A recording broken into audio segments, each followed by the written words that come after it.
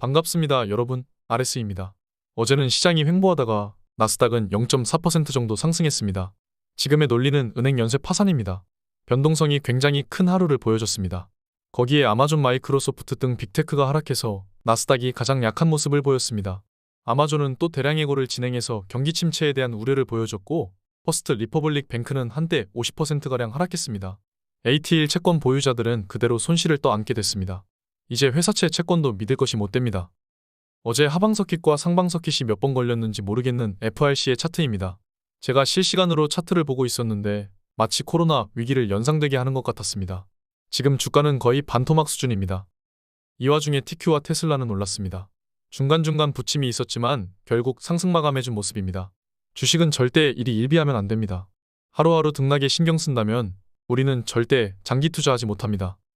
스파이는 392로 안착했습니다. 곧 있을 FOMC에서 어떻게 나올지 시장이 숨죽이며 기다리고 있는 모습입니다. 골드만삭스는 금리 동결을 예상하고 있지만 시장은 25bp를 올릴 것이라고 거의 확신하고 있습니다. 저도 25bp를 예상합니다. 만약에 동결을 하거나 50bp를 올리는 선택을 한다면 정말 시장에 큰 충격이 올 것입니다. 저는 이번 FOMC에서 25bp 인상할 것으로 보고 있습니다. 지금의 변동성은 은행과 채권에 대한 신뢰도 문제로 시장이 급변하고 있는 것입니다. 이 신뢰도 문제를 연준은 잠재우기 급합니다. 지금 가장 바쁘게 움직이는 것은 연준이고, 현재 금융시장 스트레스에 연준까지 금리 압박을 더한다면 아주 쉽게 시장은 무너질 것이기 때문입니다. 시장이 무너진다면 자금 이탈로 인한 뱅크런은 더 확산될 것이고 금융안정도 불가해집니다. 그렇다면 정말 베어 스탠스 파산 이후 금융위기가 온 것처럼 제2의 금융위기가 오겠죠. 제2의 금융위기만은 어떻게 해서든 막고 싶어하는 것이 바로 미국이라는 나라입니다.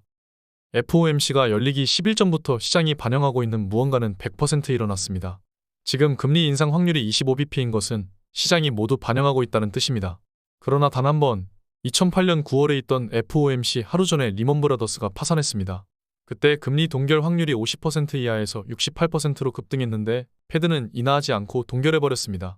이때를 제외하면 100%입니다. 즉, 이대로 간다면 25bp 인상이 확실하다는 뜻입니다. 내일 어떤 일이 일어날지 궁금하네요. 저는 99%에 걸겠습니다. 지난 패드 금리 인상 확률 변화입니다. 지금은 2008년 이후로 역대급으로 불확실성이 큽니다. 미국 시간 22일부터 시작되는 FOMC입니다. 저는 25를 예상합니다. 일론 머스크는 무려 50bp를 인하해야 된다고 말하고 있네요. 장난인지 진심인지는 모르겠지만 그만큼 사태가 심각하다고 이야기하고 있습니다. 뱅크런을 막으려면 꼭 필요하다고 이야기하고 있습니다. 일론이 월스트리트벳에서 가져온 게시물에는 지금까지 파산한 은행들과 크립토 FTX도 보이네요. 지금은 극단적 공포 단계에 가까운 공포 영역입니다. 시장은 온갖 불안한 이야기들을 해대고 있습니다. 시장 조성자들이 돈을 빼고 있다. 참여자는 액티브 엣지 사용자들 뿐이다. 스마트머니는 이미 다 나갔다 등등 너무나 무서운 이야기들을 많이 해댑니다. 지금부터 폭락이 온다고 하면 저는 일생일대의 기회라고 보고 있습니다. 그동안 연 4%의 이자를 받던 현금들이 깨어날 시간입니다. 매일 설레는 밤을 보내고 있습니다. 지금 보시는 표는 금융위기 직전에 베어스턴스 은행이 파산했을 때입니다. 아이러니하게도 시기적으로 겹칩니다. 그때 우려가 잦아들면서 주식은 올랐습니다. 이후에 S&P가 50% 가까이 폭락했죠. 만약에 지금 우리가 여기 있다고 생각해봅시다.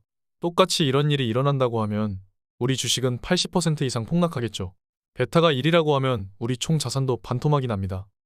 그런데 이렇게 그려보면 어떻게 될까요? 남은 현금으로 우리는 이러한 지점들에서 매수를 하게 될 것입니다.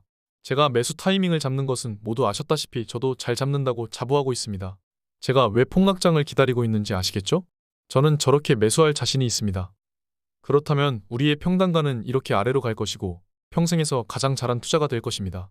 여러분은 어떤 게 좋다고 생각하십니까?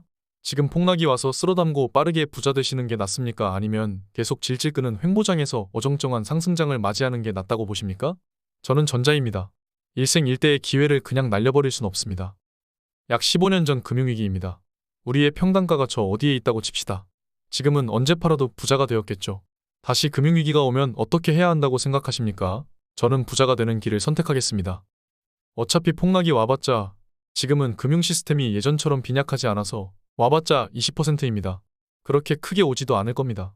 여기서 우리 총 자산 20% 하락한다고 다 도망가진 않을 겁니다.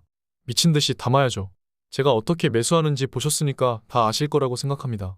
두려워하지 말고 담대하게 함께 나아갑시다. 오늘 여기까지 하겠습니다. 감사합니다. 지금까지 목숨 걸고 레버리지와 테슬라 투자하는 RS 미국 주식이었습니다. 감사합니다.